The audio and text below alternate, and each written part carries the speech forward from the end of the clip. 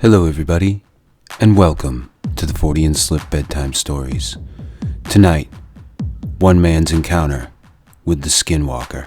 I worked at a shitty call center in Salt Lake City, third shift. It was my first night alone and I was feeling jumpy ever since the Kiva. My brothers already warned me that I had a Skinwalker following me, but I, of course, didn't believe it.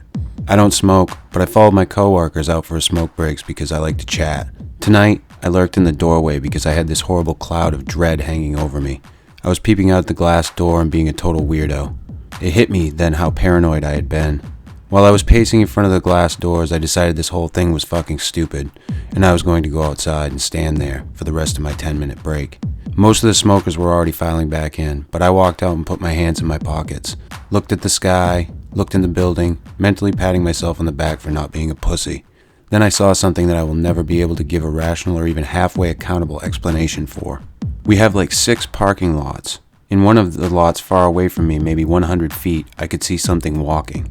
It was a dog, but it was almost limping and it walked like it was tired or hurt.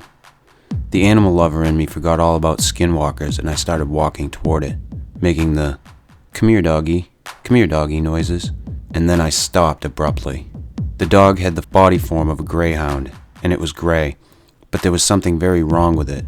It had bloody legs and limped, but it walked more like a person would on feet and hands. Its butt was moving to and fro, if that makes any sense. When it heard me, it just stopped without turning. And finally, it looked over its shoulder at me. And this is the freaky part. The dog was looking at me the way a person does. It had huge eyes, way too big for a greyhound, and its teeth were bared like it was considering biting me. Then it growled, but it was like a whistle growl. Noises no regular animal makes. It almost sounded like it wanted to talk to me, or was taunting me. Somehow in the middle of all this, I realized it didn't have a tail. And I'd heard from all the Navajo stories that skinwalkers, when they appear as animals, don't have tails. Forgetting all logic and rationality, I turned and jetted. I didn't look back until I was back inside the building and pulled the doors shut behind me. And by then, when I looked, of course, the thing was gone.